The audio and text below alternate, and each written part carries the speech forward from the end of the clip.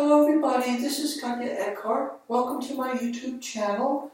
This evening I'm wearing a Michael Kors dress. This is a leopard print dress that I purchased several months ago. I've worn it before, but I wanted to bring it out tonight. I'm complementing it with my Kate Spade purse, and also I have my black Calvin Klein high heels on. So let me just model this look for you. I'm wearing these semi-nude pantyhose, sort of as a contrast between the skirt, hem, and the shoes. So this is my outfit for this evening. I wanted to dress it up just a little bit because tonight I'm going to be doing a little more philosophy, and I'm also going to be talking about art briefly. So basically, what I want to do this evening is make good on a promissory note that I mentioned last time. I want to say a little bit about more about Nietzsche, and so what I'm going to do this evening, basically, I'm going to do three things. First, I'm going to very briefly summarize the main idea in Nietzsche's first work, his first book, Die Geburt der Tragödie, The Birth of Tragedy. Then I want to say just a little bit in passing about how some of the ideas in this book anticipate things that become more central in Nietzsche's later philosophy, but most of all, I want to apply this to a contemporary or fairly contemporary example of art, and I have in mind some of the pop art by Andy Warhol. So without any further hesitation, let's get into the basic idea of Nietzsche's Die Geburt der Tragödie, The Birth of Tragedy. So Nietzsche is writing as a philologist at that time, as a fairly young man. I believe he was at the University of Basel. But in any event, the basic idea behind Nietzsche's book is it's a kind of a very original interpretation of ancient Greek tragedy and Aeschylus, Sophocles, particularly in those writers or those dramatists who were sort of the flowering, in Nietzsche's view at least, of ancient Greek tragedy. And so what you have in those playwrights, according to Nietzsche, is a coming together, a confluence of two main kinds of instinct or perspectives, two drives, two orientations come together to produce this tragedy. Now, this kind of tragedy. So the first kind of perspective is the Dionysian. And this is kind of the very riotous, sort of excessive, orgiastic way of approaching existence. We can think of the Bacchanalian, the wine festivals.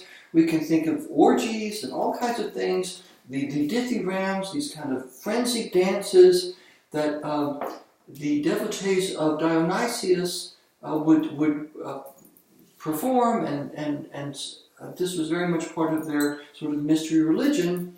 So for Nietzsche, what's interesting about this is that it's not primarily just about getting drunk and having fun and orgies and everything. It's almost like a window into what can be very horrible, frightening, and disturbing about human existence, where there really are individuals. There's just sort of this loss of individual consciousness, or it's even before that even arises, where people are just sort of coming together in this very orgiastic, this very passionate manner that often is quite violent, is very disturbing. There's a lot of suffering. There's a kind of awareness of that is refracted through this Dionysian perspective. So that's one perspective, that's one influence that comes together to form Greek tragedy in its high point as Nietzsche sees it. The other influence is the Apollonian. This is sort of the cooler, more intellectual, somewhat more removed perspective that emphasizes not so much orgiastic excess and passion and all the rest of it, but it emphasizes clarity, it emphasizes form, discipline, and those kinds of commitments. So what happens for Nietzsche, according to Nietzsche, what happens is that in Greek tragedy, these two things come together to form some of the great art, some of the great plays written by Sophocles, And when we look at that, we can think about, for example, Oedipus Rex by Sophocles. Here's a play about Oedipus, someone who actually unwittingly kills his own father, and then marries his mother, Jocasta, and eventually finds out the truth and blinds himself. So we see that in this play, you have a lot of the horrors and the irrationality of human existence and of life reflected. These are horrible events, just chance, things that happen that we don't have any control over. That's sort of the Dionysian insight into existence, insofar as it's reflected in tragedy. But then there's the Apollonian side, which imposes some kind of form or discipline upon that. And what's interesting about it is what Nietzsche says in The Birth of Tragedy. At one point he says, well, look, if you want to understand the way the Apollonian perspective is operative in this kind of tragedy, it's almost like when you're having a nightmare, a really, really bad dream, and then it becomes a lucid dream. In other words, in the midst of this nightmare, you become aware of the fact that you're dreaming, and the Apollonian moment, according to Nietzsche, in this sort of high point of Greek tragedy, is when you say, yes, I'm aware of this dream, and I'm going to continue with it. In other words, you don't try to wake yourself up, it's that you continue to participate in the dream in this very lucid, conscious way. So for Nietzsche, that's the essential aspect or contribution of the Apollonian perspective to ancient Greek tragedy at its best. And what happens is that when these two elements, the Dionysian emphasis on passion and also with suffering and chance, things that are beyond our control, that impinge often negatively on our lives, when that comes together with the Apollonian emphasis upon discipline and order and form, then you have these great plays like Oedipus Rex and the works by Aeschylus and various other Greek dramatists, that those things emerge. And notice that those things could be performed over and over again. In other words, what Nietzsche is saying in The Birth of Tragedy is that it's through these works of art that we come to terms with the negative, the suffering, the chance element in human existence, which can be very threatening, which can be overwhelming, and yet instead of becoming indifferent to it or running away from it, we seize upon it, and through creating art in the form of the Greek tragedy, we come to terms with it, and we can bear human existence. We can say yes to life, just like the person in the middle of the nightmare who becomes aware of it, who comes into a lucid dream, can say yes to that, say, yes, I want to continue with that. So Greek tragedy at its best, according to the young Nietzsche, enables us to say yes to life despite all the suffering, despite all the complete randomness and lack of control that we often have over it. We can still say yes to life and not repudiate it, not become indifferent to it. Now, that's the first thing I wanted to say.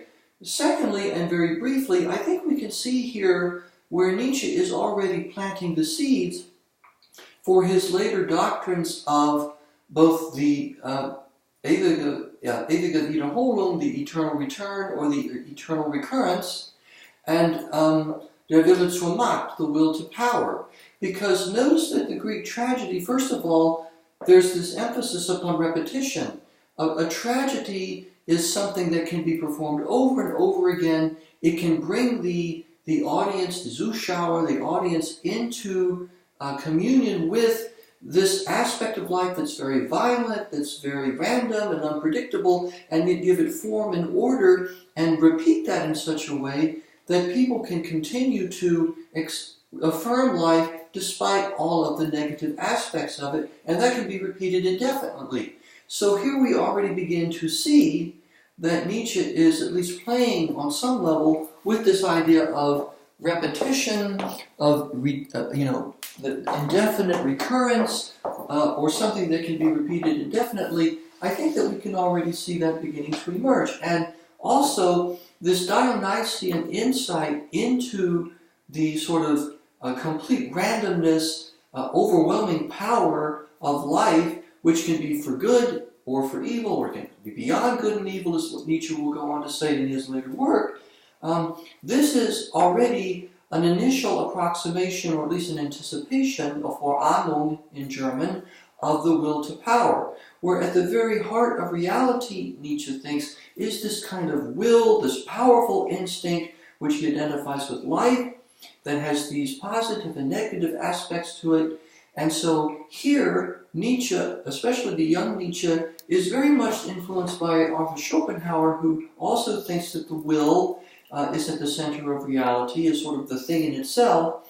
The difference between the two is that for Schopenhauer, the key to dealing with this is to escape willing, is to become indifferent to it. He has an almost Buddhist understanding of will as something that we should try to escape from. We shouldn't affirm it. We should step back from it so that we can escape the cycle of repetition, the cycle of willing, which leads to suffering and pain and disappointment. Whereas Nietzsche says, no, we should actually hold on to that. We should say yes to it. We should affirm this kind of brute willing that's at the very heart of reality, and we should find a way to do that. And Greek tragedy, according to the young Nietzsche, is one way in which human beings, in the course of their history, have tried to do that. Then Nietzsche himself will later advance this further with both the will to power and the eternal recurrence. And so that's anticipating things that Nietzsche will come to say later in his own philosophical development. Now, last of all, I want to relate this to a recent trend in art, and I want to say something a little controversial about it, but that's what makes this fun. So let's go to Andy Warhol. Now, Andy Warhol was a very influential artist, as many of you know. He's one of the co-founders of pop art. And what I want to focus on in Warhol's work is the use of repetition. So, for example, when you look at the disaster paintings from the mid to late 1960s, I think mostly in the mid-1960s, here what Warhol does is he will depict, for example, an electric chair or an automobile accident or a picture of two women who were poisoned by getting botulism from canned food. And so he'll take an image of those things like the electric chair or the women or the car accident, but then he'll blow it up and repeat it. So, it may occur 5 or 6 or 7 or 8 times within the overall composition. So this notion of repetition is very, very important to Warhol, especially in the disaster paintings, but in the disaster series, but not just there. When he's doing portraits of Marilyn Monroe or Elvis Presley or other famous people, because he was fascinated by the glitterati, often he'll do the same thing. He will repeat the image serially, and so as part of the overall composition, or the Campbell soup cans. He repeats that with slight variations, but basically it's the same picture with slight variations on it, repeated 5, 10, 15, 20 times, depending on the canvas that we're talking about. Now, here I think we can see a connection between, let's especially think about those disaster paintings for just a minute. Here I think we can see a connection between the sort of attempt on the part of Greek tragedy, at least as Nietzsche understands it, to come to terms with the suffering and the negative aspects of life through art, and in particular art that involves repetition. I think we can see a connection there between that and the use of repetition in Warhol, in connection especially with these horrendous things, these very negative events like an automobile accident or an execution of someone, or someone gets poisoned or whatever. So what Warhol is doing is using repetition to kind of help us in some way come to terms with these very negative things which are part of life, and they're not going to go away. Now, what is the difference? And here's where I'm going to say something rather controversial, but okay, so what? That's fine. I think that the danger in Warhol's art, and it's something that Nietzsche, at least the young Nietzsche, would be very, very concerned about, and the later Nietzsche as well, and that is that when you repeat something, there is a danger, especially when you do it quickly, successively, immediately, one right after another, image is being repeated, there's a danger that it will lose its interest, that it will become bland, like through repetition, you can sort of dull your awareness of it. It can become almost, you can become indifferent to it. You know, an example would be like if you say your own name like 50 times in a row, eventually it doesn't really seem to have any meaning anymore. It doesn't really seem to have any significance. It just sounds like a sound towards which, you know, you're just indifferent towards that. It doesn't really mean anything anymore. And I think the difference, the danger in Warhol's repetitive pop art, especially in the disaster series, is that when these images of disaster, of randomness, of violence, or whatever it is, when they get repeated too often, serially, when the same image is repeated upon itself immediately, after over and over again, it can lead to this kind of dullness, this through repetition. It can lead to a kind of indifference towards what's happening, so that, you know, we don't really register the fact anymore that, well, this is an electric chair that's used to execute somebody, or this is an automobile accident in which people have died painfully, or these are two women who were actually poisoned to death through the canned goods, the botulism in the canned goods that they consume. We become indifferent to that. It just doesn't register anymore in the way that your own name might not register if you say it to yourself 50 times in a row. That's the danger, and notice what Nietzsche would say about that. What he would say about that is, well, this is exactly the sort of attitude towards life that Schopenhauer is adopting, or urging us to adopt, and it's exactly the sort of attitude that I, Nietzsche, want us to avoid, because our reaction to the pain and the randomness and the suffering in life should not be one of indifference. We should be able to look those things fully in the face and yet continue to say an enthusiastic yes, a passionate yes to life in the face of that. And the worry that I'm expressing here, that I'm trying to give voice to here, is that Warhol sometimes, it seems to me, in his art, doesn't do that. There's the temptation through this repetition to lapse into indifference towards life and toward these aspects of it that are quite negative. And I think from a Nietzschean perspective, that would be evaluated or counted as a failure. That doesn't mean that Warhol's art isn't valuable. I like it very much. Not all of it, but a lot of it.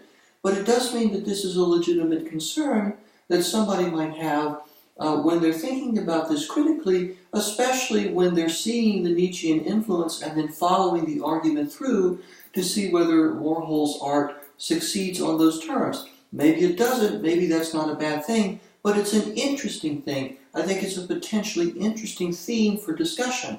So that's what I wanted to say this evening, and I really do enjoy this outfit. It helps me to feel more professional. It helps me to feel more focused when I talk about these issues in particular. So I hope you enjoyed that.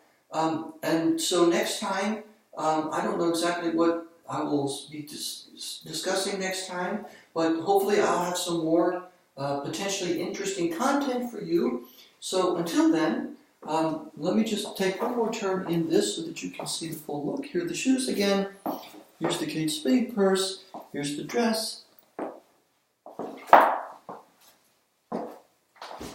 So, until next time, this is Katje wishing, as always, everybody a safe, a restful, and a peaceful good night. Thank you so much for joining me. I look forward to seeing you next time. Bye-bye.